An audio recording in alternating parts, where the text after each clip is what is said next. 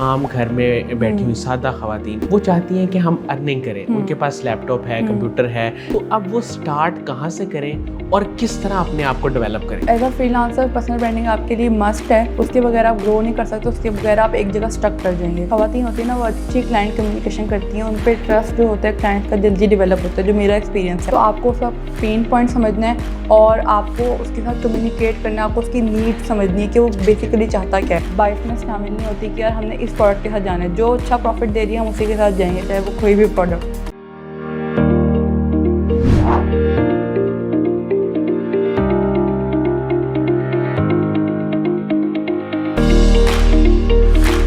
अस्सलाम वालेकुम नाज़रीन, शेयरिंग ऑफ प्रोफेशनल विज़डम के साथ मैं हूं आपका मेज़बान अली रहमान खालिद। नाज़रीन, ज़िंदगी में रोशनी बने और सोच बदलेगी तो पाकिस्तान बदलेगा। इसी टैगलाइन के साथ हम एक बार फिर एक नए इंटरव्यू के साथ हाज़िर खिदमत हैं। आज जो गेस्ट हमारे साथ मौजूद हैं वो अमेज़ॉन की ब्रांड मैनेजर हैं और पीपीसी स्ट्रेटजिस्ट हैं। हम इनसे ये जानने की कोशिश करेंगे कि इन्होंने ऑनलाइन वर्क और अमेज़ॉन के साथ काम कब और किस तरह स्टार्ट किया, कौन से कोर्सेज़ किए जिन्होंने इनको इस काबिल बनाया कि आज ये माशाल्लाह बहुत अच्छी अर्निंग कर रही हैं, और ख़वातीन जो घर बैठ के काम करना चाहती हैं उनको ये इस इंटरव्यू में क्या मशवरे देंगी, ये सब बातें आज के इंटरव्यू का हिस्सा होंगी। अस्सलाम वालेकुम महीन आगा साहिबा, कैसी हैं आप? वालेकुम अस्सलाम, कैसे हैं आप? मैम, मैं आगाज़ यहाँ से करना चाहूँगा कि माशाल्लाह आप काफ़ी सारा काम कर रही हैं, आप जी। बिज़नेस कंसल्टेंट भी हैं, तो इस सारे सफ़र का आगाज़ आपने कब किया और मुश्किल नहीं लगा आपको ऑनलाइन काम करना? क्योंकि बहुत सारे लोग जब इसको स्टार्ट करते हैं तो उनको टेक्निकल चीज़ों की समझ नहीं आती। बिल्कुल। मैंने जो स्टार्ट किया वो 2020 में अक्टूबर में स्टार्ट किया था। मुझे ईसी का, एक्सट्रीम कॉमर्स का पता चला कि वहाँ पे फ्री कोर्सेज़ कराए जाते हैं। तो क्योंकि मेरा बिज़नेस बैकग्राउंड था तो मुझे ई कॉमर्स में इंटरेस्ट था। तो क्या कहते हैं, मैंने कोर्सेज़ करना स्टार्ट किए, अमेज़ॉन प्राइवेट लेबल, होलसेल। उसके बाद मेरा इंटरेस्ट डेवलप होता गया, मैं आगे आगे कोर्सेज़ करती गई। तो इसमें मुझे ऑलमोस्ट 6 मंथ्स लग गए। ठीक है, उसके बाद मैंने किसी वजह से मैंने ड्रॉप कर दिया। उसके बाद मैंने जब 2021 में जून में दोबारा स्टार्ट किया अपनी पर्सनल ब्रांडिंग के साथ सोशल मीडिया पे, तो मुझे क्लाइंट भी मिल गया और मैंने स्टार्ट करनी शुरू कर दी। अर्निंग मेरी वहाँ से स्टार्ट हो गई थी। अच्छा मैम, पर्सनल ब्रांडिंग का थोड़ा सा बताएं कि इसके इनिशियल स्टेप्स क्या होते हैं, जो अगर कोई ये काम सीखना चाह रहा है, करना चाह रहा है, उसके लिए मैं। अच्छा, as a freelancer personal branding आपके लिए मस्ट है। उसके बगैर आप ग्रो नहीं कर सकते, उसके बगैर आप एक जगह स्टक कर जाएंगे। पर्सनल ब्रांडिंग ये होता है कि आपने सोशल मीडिया पे अगर आपकी कोई स्किल है, आपने उसको शो करवाना है, आपने बताना है कि आप क्या काम करते हैं, कैसे आप हेल्प कर सकते हैं क्लाइंट की, ताकि जो क्लाइंट अगर आपकी सर्विसेज की नीड में हो तो वो आपको अप्रोच कर सके। इससे आपको इनबाउंड लीड्स आती हैं, आपको क्लाइंट्स के पास नहीं जाना पड़ता। तो अगर आप डिफरेंट सोशल मीडिया प्लेटफॉर्म्स पे अपना क्रिएट करेंगे ना, अपना सोशल मीडिया प्रेजेंस, तो उससे आपको क्लाइंट्स खुद अप्रोच करते हैं, तो अब वो आपका एक क्लाइंटल बन जाता है। और आपके सबको पता होता है यार, अगर मुझे ये सर्विसेज चाहिए, अमेज़ॉन से रिलेटेड सर्विसेज चाहिए, तो मैंने इससे कांटेक्ट करना है, या वीडियो एडिटिंग चाहिए तो मैंने इससे कांटेक्ट करना है। तो वो सारा कुछ आपका ना खुद ब खुद हो जाता है। अच्छा मैम, आप अमेज़ॉन ब्रांड मैनेजर भी हैं और अमेज़ॉन पीपीसी स्ट्रेटजिस्ट भी हैं। जी। मुझे ये बताइएगा कि ब्रांड मैनेजर का बेसिकली रोल क्या होता है? अमेज़ॉन के बेसिकली ना 3-4 बिजनेस मॉडल होते हैं। एक होता है प्राइवेट लेबल, दूसरा होलसेल और तीसरा ऑनलाइन आर्बिट्राज।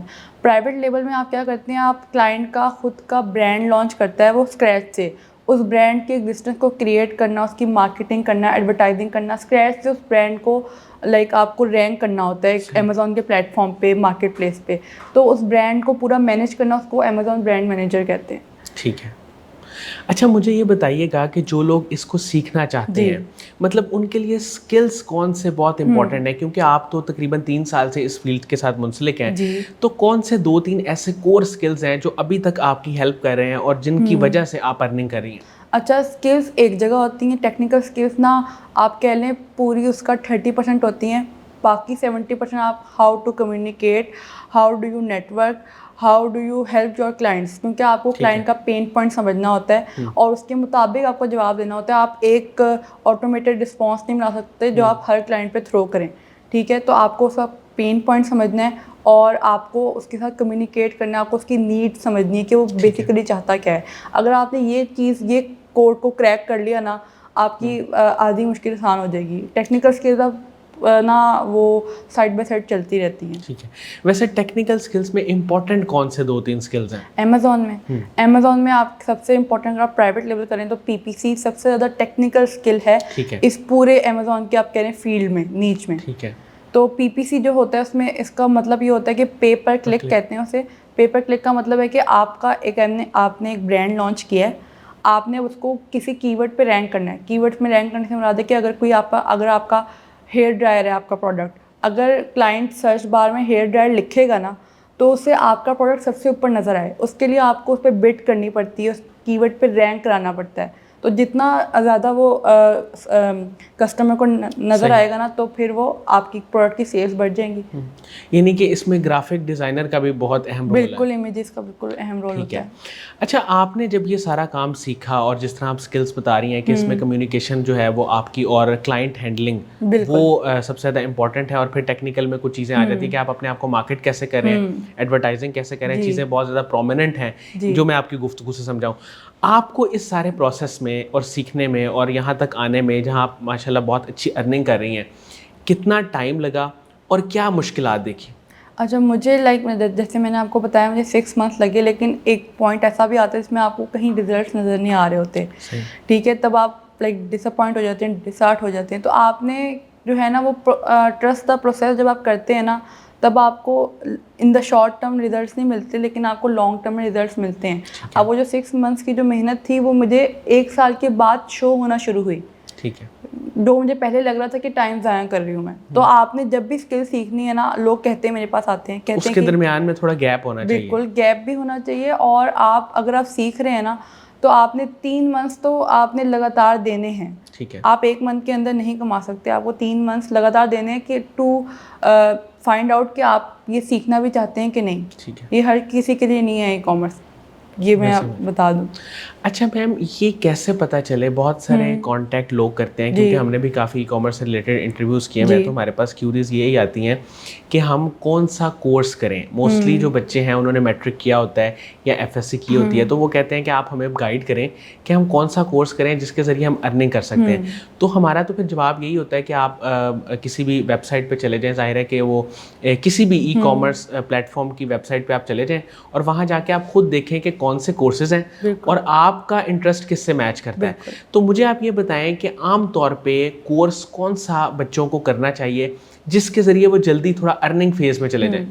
अच्छा, पहली बात ये है कि आपको अपना पैशन और आपको अपना जहाँ आपका इंटरेस्ट है वो फाइंड करने के लिए ज़रूरी है कि आप सारी चीज़ों को एक्सप्लोर करें। मुझे ये अमेज़ॉन मेरी ई कॉमर्स इंटरेस्ट है, मुझे एकदम नहीं पता चल गया था। मैंने इससे पहले बहुत सारी चीज़ें एक्सप्लोर की थी जिसमें मेरा इंटरेस्ट नहीं था, मैंने छोड़ दिया। तो आप मल्टीपल चीज़ों को एक्सप्लोर करें, देन आपको खुद ब खुद क्लिक करेगी एक चीज़ कि यार ये चीज़ मेरे लिए, इसमें मैं थक नहीं रहा, इसमें मुझे ना बेजारी नहीं हो रही और इसमें मुझे मज़ा आ रहा है। ठीक है, इसमें आपको दिन रात का होश नहीं है, वो आपका पैशन होता है। आपको इसके लिए ना मल्टीपल चीज़ें एक्सप्लोर करनी पड़ेंगी। यूट्यूब है और ई कॉमर्स का अगर आप कहें तो वो एक्सट्रीम कॉमर्स, इनेबलर्स, बहुत सारे फ्री कोर्सेज हैं।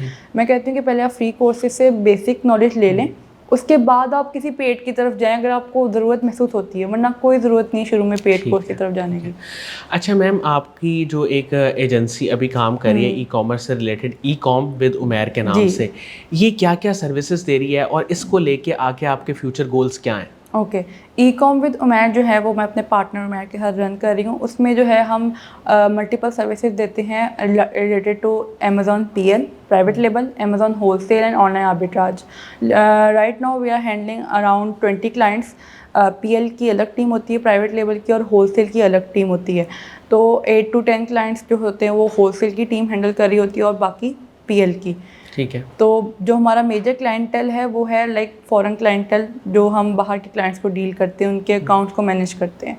तो हमारे जो मेजर गोल्स हैं वो ये है कि अपने क्लाइंटल को मज़ीद इंक्रीज़ करें, अपना रेवेन्यू इंक्रीज़ करें, और मेरा जो पर्सनल गोल है वो ये है कि मैं अपना प्राइवेट लेबल लॉन्च करूँ सून अमेज़ॉन पे। तो किस प्रोडक्ट कैटेगरी में आप इंटरेस्टेड हैं या आपका प्लान है फ्यूचर में?